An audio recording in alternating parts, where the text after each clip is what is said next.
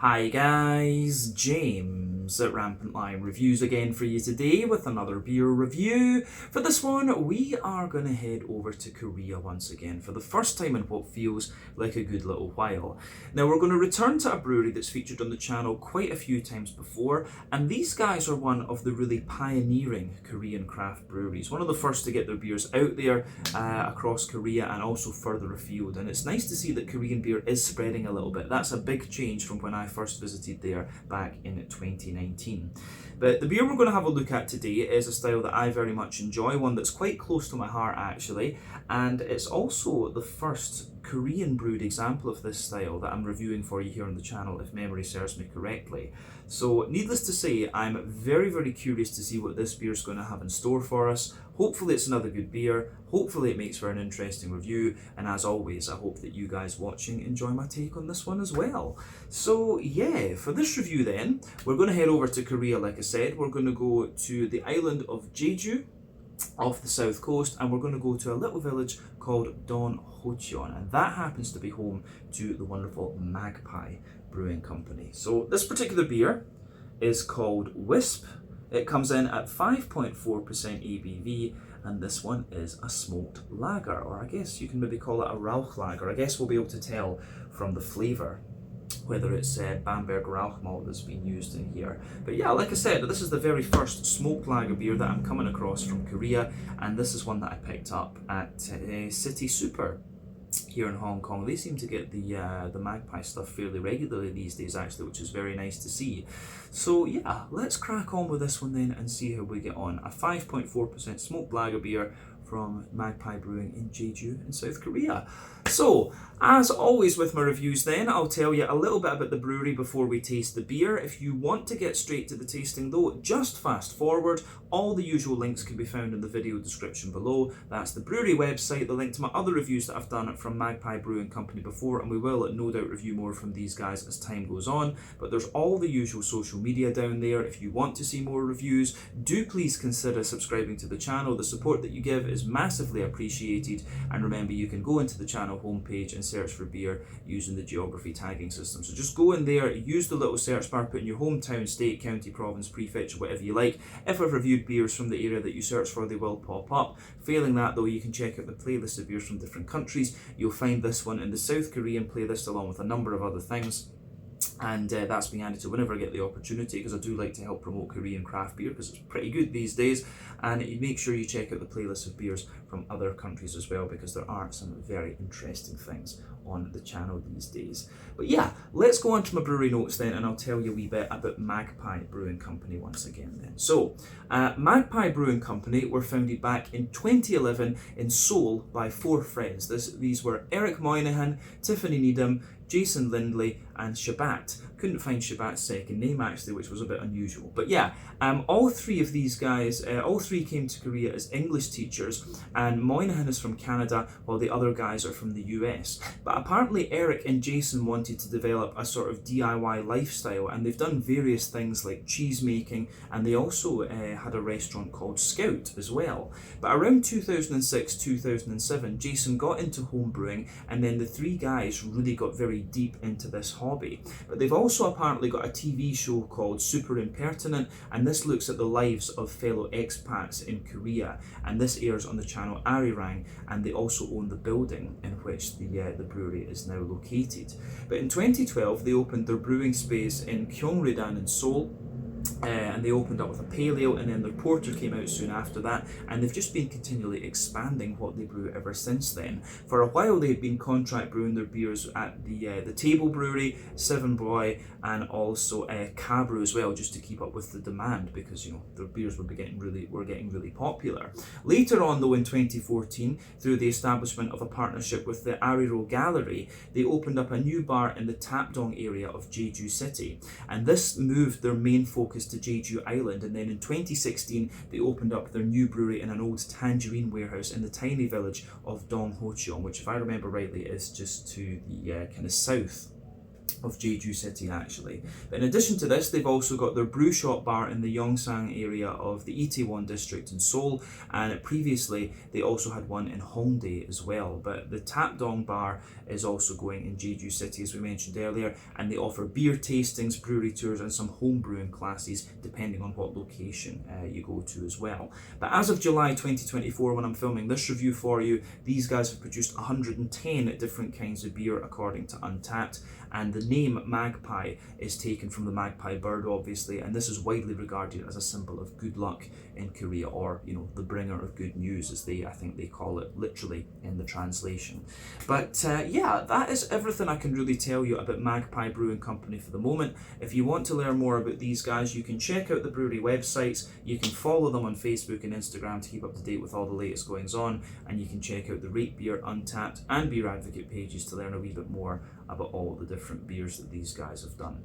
So yeah, let's leave it at that for the history section of the video, and we'll go on and we'll have a little look at the beer. I do hope to get back to Jeju at some point and do an out and about video at the brewery, because I drove past it last time when I was in Jeju, but unfortunately it was closed on that day, so we never got to go in and take a look. So yeah, we'll see about making that happen at some point in the future. That would be really quite fun. So yeah, let's go on and have a little look at the at this beer and see how we go. So I'll just have a wee look at the artwork on this one before we open it up. So as you can see, it is pretty straightforward in honesty compared with that. But you know, Magpie are not known for having very, very flashy artwork. Their cans are, you know, quite classy, I have to say. I do like the design of their beers. But you can see the Magpie symbol at the top there, and obviously this is the Korean for Magpie down here as well. Yeah. Oh, knocking the glass. Plain silver top on the can there. This one is a ½ litre. I can't remember what I actually paid for this one, but yeah, I don't think it was too much in all honesty, but still, I don't care. I just wanted to try a Korean smoked lager. So yeah, as we said earlier, 5.4% ABV, ½ litre this one. Let's get it out into the glass and see what it's all about. So yeah, for those of you who do not know, the technical definition of a lager is a beer that undergoes fermentation using bottom fermenting yeast at lower temperatures, usually 8 to 12 degrees Celsius, and there are various kinds of lager beers. So, you know, you've got Helles, you've got Dunkel, Märzen, Doppelbock. The Czechs also have variants of these, so you've got Svetli, Letzak, Cherny, Tmavi, all of these kind of things. Vienna lagers, yeah, lots and lots of different kinds of lager beers. Of course, you've got Rauch lagers like this as well, which are quite interesting. So yeah, as you can see, just before the head of this one disappears, you can see that it poured with about a half to a 1/3 to a half finger of a frothy, I would say cream coloured head there. You can see some medium sized bubbles sitting on the surface of the liquid there, and that head has faded away quite quickly actually. I was quite surprised at that. So yeah, it is just a little bit of an island in the middle of the glass there with a wee bit of a foamy ring around the edge. But yeah, when it comes to smoked lager or Rauch beers, this style really is widely regarded to have originated in Bamberg, which is in Franconia, the northern region of Bavaria in Germany. I think that's the highest density of breweries per head of population for any region in the world. It might have been overtaken by maybe Chicago or something in the US, but historically that was always the case. But yeah, in Bamberg there is a maltery called Weiermann who are very famous. They supply breweries all over the world, and yeah, they have a special type of malt that they make that is Rauch malt, and they smoke it using beech logs, by burning beech logs, so it has this very distinctive meaty, smoky taste. So I'm very curious to see whether that has been used in this one, because I know there's 1 or 2 Japanese breweries have done smoked lagers, which have always been quite interesting. So yeah, I'm curious to see my first Korean example of this particular style. There's a brewery here in Hong Kong called Lovecraft who do it. In Japan it's the Fuji Zakura beers, Fuji Kankai Kohatsu if I remember correctly.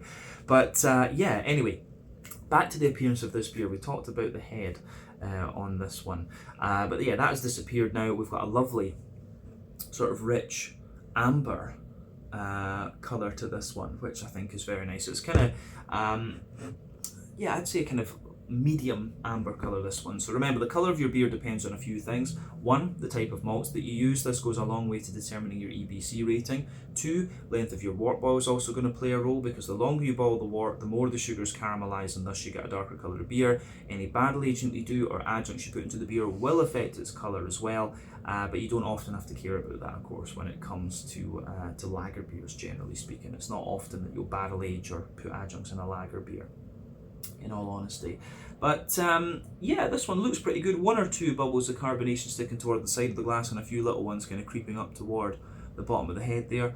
But all in all, it looks pretty nice, this one, and this is pretty much in line with the colour of Rauch beers that I've come across before. Of course, the really famous example of these beers would be the Schlenkerla beers, but in Bamberg you also have Spezial, and the Asian takes on this style tend to be a little bit more like the Spezial one. The Schlenkerla beers have a very, very strong, very intense smoky flavour, which I love, of course, but the Spezial ones are just that little bit lighter and a little bit more drinkable. So yeah, these are very interesting beers for me because they're quite unusual. So I think we've said everything we really need to about the appearance of this one. The only other thing I would add is that the beer, it is actually quite clear. I think the sort of natural haze that you guys are seeing is because of the condensation of the glass. But yeah, let's move on then and have a wee look at the aroma of this one. Oh yeah, that's Bamberg Rauch malt. That is definitely Weirmann Bamberg Rauch malt. And it's got a really nice balance in the aroma as well. Yeah, this beer smells lovely, but you know, I kind of knew when I saw this that I was probably going to enjoy it. So yeah, the reason this style is so close to my heart is because it's one of the styles that really kind of helped open my eyes with beer, actually. So my good friend Daniel, who actually lives just outside of Bamberg in Germany, he really got me into Schlenkerla. Let me try this beer, the smoky thing. It was beautiful, beautiful, beautiful stuff.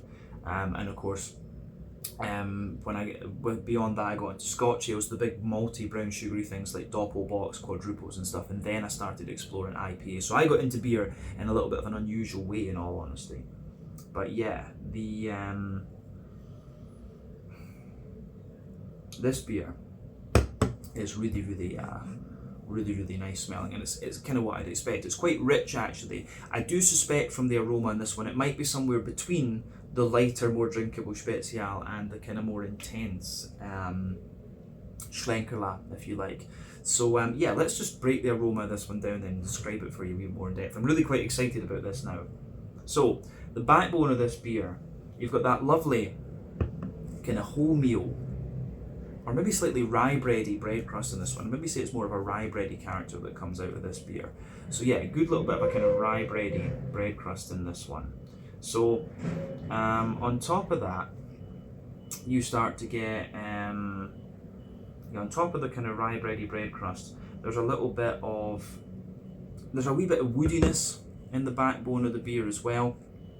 You can get little hints of cracker, but not overly much. But above the bread crust, you're certainly getting a mix of like rye bread and wholemeal brown bread out of this one. So the way that goes together is it's really, really nice. So that gets a big thumbs up from me. I love that bready character that this beer has. So yeah, you've got a bit of rye bread in there, you've got a bit of wholemeal brown bread, and the smokiness of the beer just feels as if it's infused within all of these layers. Yeah, it really is very, very nice. So for me, the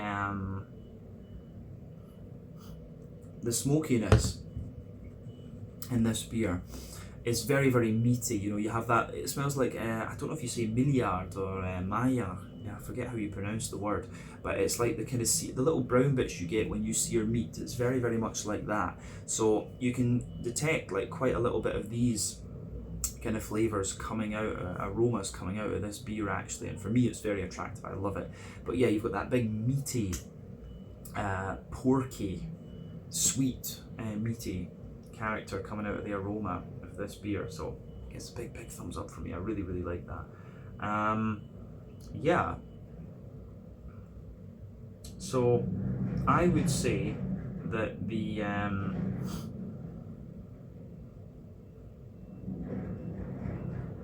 yeah, I would say that the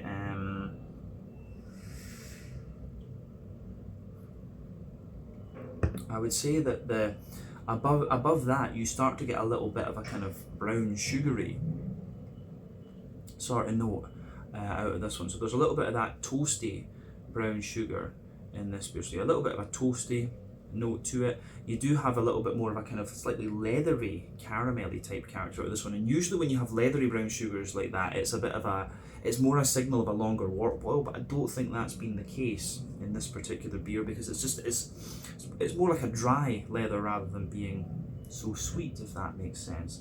But yeah, in the centre of the nose, you are getting a little bit more of, yeah, you are getting a little bit more of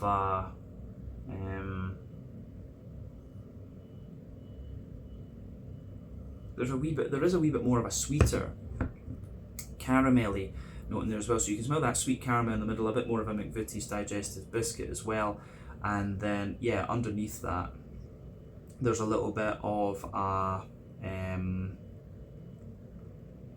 there is a little bit of just the woodiness. It's the woodiness and the dryness that comes out of this one. I think that's very, very nice. I do get a little bit of yeastiness in the back of the nose, which is quite brown bready and stuff like that. But then yeah, the hoppy side of this beer is really nice as well, actually. I mean, it's just very smooth. It's German noble hops, of course, which have a very distinctive aroma. But just the way everything goes together in this beer and all the subtleties that it has, I think, are very nice. So your hoppy side of this one, for me, it is a little bit earthy, a little bit herbal. Of course, you've got a nice little bit of, you've got a little touch of floral aromaticity to it, but mainly it's like a bright, and wet, freshly cut grass that comes out of the aroma in this one. So yeah, the way that it goes together, I think, is really, really nice.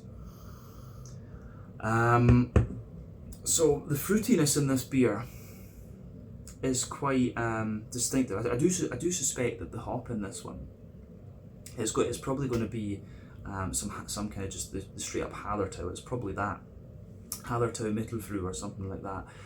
Because yeah, the grassiness in this one's quite distinctive. The German noble hops have that little bit of smooth earthiness. It's very slight herbal character, but then yeah, that nice bright grassiness, and that's what I'm getting in this one. But pardon me, the fruity side of this beer is kind of what you'd expect. There's like a little tiny touch of sultana, a good little bit of oily pear, and maybe like a teeny hint of apricot or something like that. These kind of notes. So yeah, I think at that we've covered everything we really need to say about the aroma of this beer. And as I say, it kind of comes, for me, it comes in a little bit more like the Spezial Rauch beer, or potentially the Weyerer Rauch beer as well, maybe something like that. And going by the colour, I think this one is intended more like a Märzen lager rather than the Helles lager. So the Helles lagers, of course, are the German blonde lagers. The Märzens are the more amber lagers, which were brewed in March to keep until October for the Oktoberfest. But going by the colour of this one, you know, the Rauch malt is going to give it that little bit more amber note. So I'm just quite curious to see how this one turns out. If it's a bit more lighter and bready and crisp, then it'll be more of a Helles, and the colour will be due to the malt. If it's a bit more caramelly and stuff, then it will have been intended as a Märzen. So yeah, I didn't really say much on the website about that, in all honesty. But yeah, let's have a little taste of this one then and see what it's all about. This one is the Wisp, a 5.4% smoked lager beer from the wonderful Magpie Brewing Company in Donghocheong near Jeju City on Jeju Island over in Korea. Slange, skål, cheers, prost, gambe.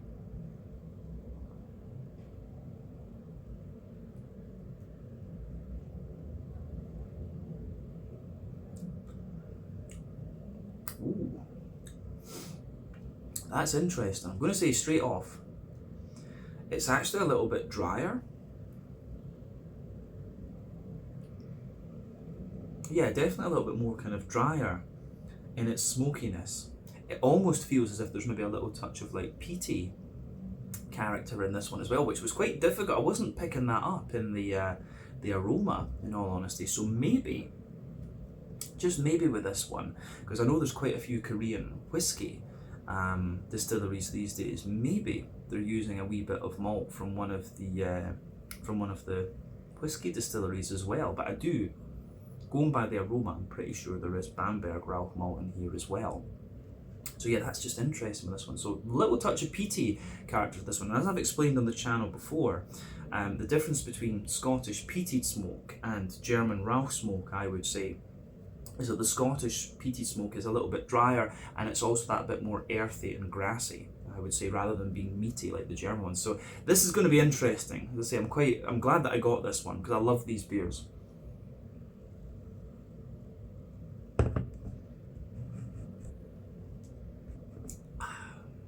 But I will say, this is good. Very easy to drink as well. And personally, I feel that the smoke beers are underappreciated, at least. Well, I think there's a lot of lovers of these beers across the world, but you know, they're quite dispersed. The real lovers of these beers are in the Franconia region, of course.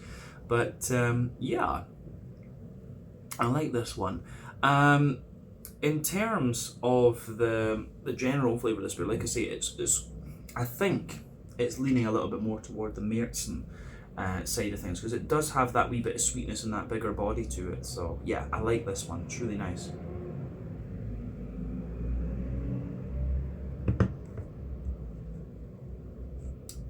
So with this one, I think we'll just break it down as we always do. I'm enjoying this. So middle third of your palate, then you can feel the backbone of this beer. You've got that lovely rye bready bread crust in there. It's got a little bit of toastiness to it and a very slight well-fired character as well. So yeah, you've got that slightly toasty, well-fired sort of thing to this one too. There's a little bit of woodiness further forward in the middle third of your palate as well. But then on top of that, you're getting the more kind of dense rye bready character out of this one. So yeah,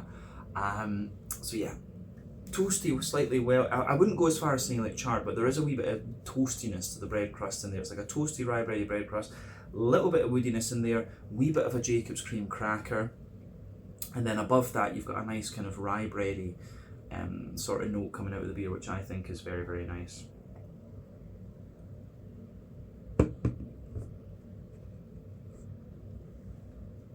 So yeah, nice little bit of rye bready character coming out of this one, and it's quite sweet actually in that regard. But then above that you've got the wholemeal brown bready character, and it feels like it actually feels like the smokiness is more embedded into the it feels like the smokiness is more embedded into the kind of wholemeal brown bready layer actually. So you've got this mix of meatiness and this little mix of peaty character in this one as well. So it feels like the peaty smoke is kind of at the bottom, so you've got that more earthy, slightly charred kind of smoke in there. Then you get the more meaty smoke further up in that bready layer. So it's really interesting how you've got that division there between the different smoky flavours as well. For me, that's really nice. But then you get more, I think you get more of the kind of charred peaty sort of smoke in the beginning, but then yeah, you get more of the sweeter earthy smoke the further into the aftertaste that you go. So yeah.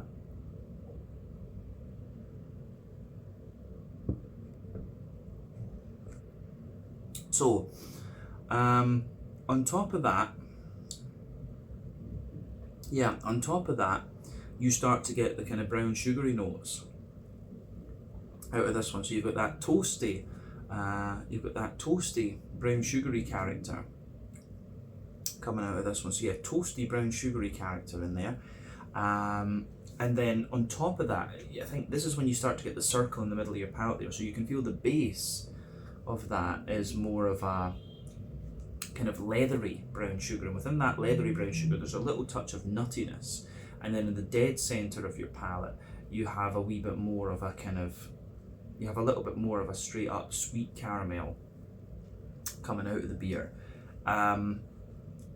So yeah, it's like a dry sweet caramel in the middle, a more leathery brown sugar underneath with a bit of nuttiness to it, and then the toasty brown sugars. You get a little bit of like biscuity character coming out of this one too.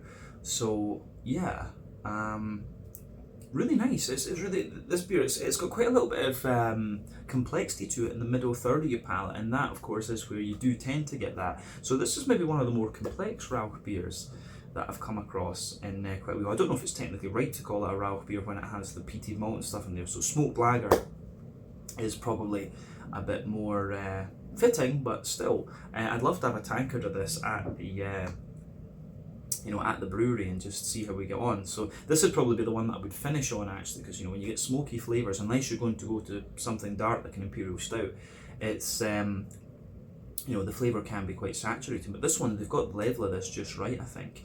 So yeah, let's leave the middle third of the palate and go to the back third of the palate. I've often said sweeter flavours come out further forward on the palate, more dry and bitter flavours come out further back, and generally speaking, the back third of your palate will give you quite similar flavours to the middle third of your palate, just at different intensities. So yeah,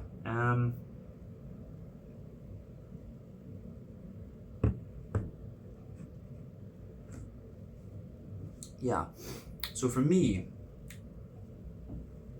the border region between middle and back third of your palate, you get a nice little bit of rye bread in the bottom, then you get the wholemeal brown bready character on top of that, and the wee bit of toastiness above that. But the base of the the base of the back third of your palate, you can feel the toastiness of the bread crust in there is a little bit more like roasty and almost like charred in a sense. Then you've got the kind of slightly like crackery layer above that. Then you get the rye bready layer in there, which feels a little bit lighter and taller and more airy. Then above that you've got the white bready, the more wholemeal brown bready layer above that, and the sort of smokiness is mixed in there as well. And then beyond that you have the you had the sort of more toasty and slightly leathery brown sugary characters as well. So the way that all of that kind of pieces together, I think, is really, really nice. The yeasty side of the beer, that's quite interesting too. It's kind of what you'd expect, in all honesty.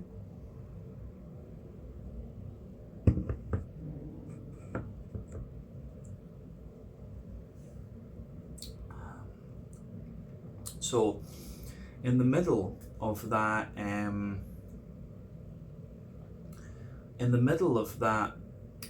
yeasty part of the beer, you get that more dense rye bready character coming out of this one. So yeah, dense rye bready note in there. Then around that you've got a bit of a sweeter brown bread actually, and then a wee bit of the more toasty bread crust. So I think that composes the yeasty side of things, and I say all of that sits on top of the back third of your palate, and definitely you can feel the back third of your palate, the flavour is taller. Then as you move further forward into the middle third of your tongue, it just kind of condenses down and squashes together that little bit more. So the way all of that just pieces together, I think, is really, really nice. So, pardon me, a little bit of gas there. So yeah, the other thing I would say about this beer is that into the aftertaste you do get a wee bit more of the kind of brown sugary sweetness out of it, which is quite interesting. You just feel that little bit of oily sweetness in there. So yeah, that's nice. But on the hoppy side of things with this beer, then, back corners of the palate, you've got a nice little bit of earthiness in there. As you move further forward, it gets a little touch herbal, and as you push further forward beyond that, you get a little bit more floral aromaticity in the front corners of your palate. Then round the front curve of the tongue, it's definitely a little bit lighter and more grassy, I would say. So yeah, I like that about this one for sure.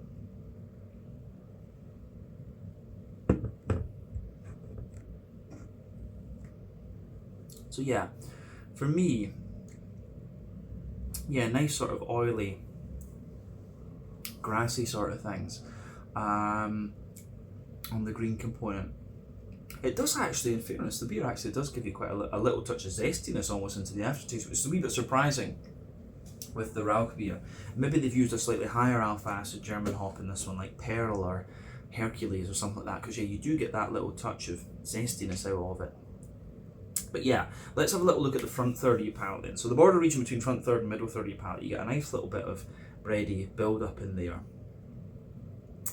You've got a bit of the sort of rye bready character underneath, the wholemeal brown bready character under that, and then yeah, there's a wee bit of a you do get a little bit of the dry smoky character above that. In the base of the front third of your palate, you have the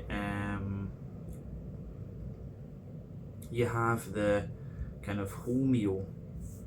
You've got the toasty bread crust in there, a sort of cracker layer, rye bread, wholemeal brown bread, and then a wee bit of a toasty. You do get a little bit of a toasty brown sugar there. Then you get that nice oily bubble where the juicy fruity esters roll their way out of the beer. So let's just have a little look at the fruity side of things then.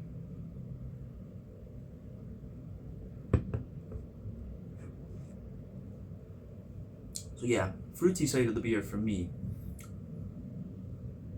It's kind of what you'd expect from the aroma as well. Like at the back of that front third of your palate,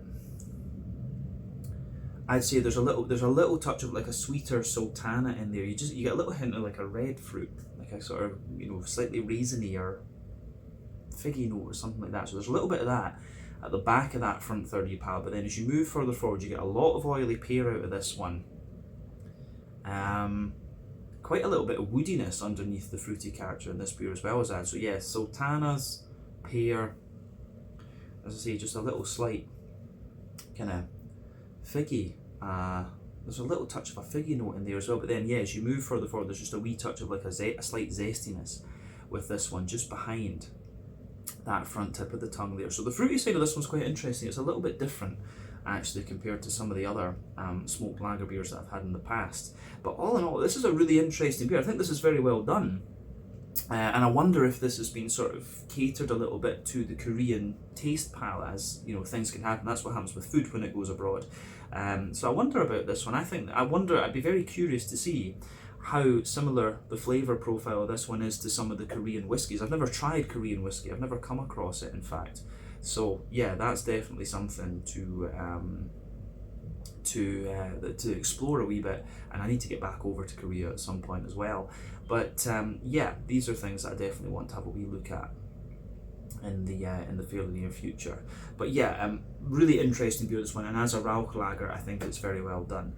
So yeah, surprised that it had that bit more peaty character to it. You get more of the kind of dry peatiness into the aftertaste for this one. I think the smokiness is more meaty in the beginning, but yeah, this beer, the aftertaste of this one is really quite nice. So yeah, let's go. Let's finish off there with the tasting and just go to the mouthfeel to round off the review. So for me,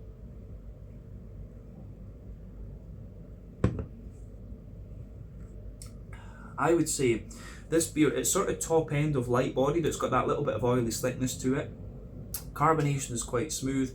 It's a lovely oily slick character to this one. I think that goes together very, very nicely. Nice oily slickness in there. The beer, it gives you quite a bit of dryness and toastiness into the aftertaste. It tells you on the can at the front that it's 10 IBUs, but I think the dryness and toastiness that the beer has could give you the impression it's maybe about 20, 25, something like that. But the malty character, like we said, toasty and slightly dry underneath, smooth in the middle, and kind of like a dry, sweeter character on top. The yeasty side of the beer gives the beer a little bit more kind of dryness as well. You've got that wee bit of hoppy character in there, then just a little bit of an oily fruity note as well. But all in all, the way that this beer goes together, I think, is really quite nice. And I've enjoyed this one. I love smoked lagers, and this is definitely a nice introduction to Korean smoked lagers as well. So thumbs up to Magpie Brewing Company for this one. But let's leave it there.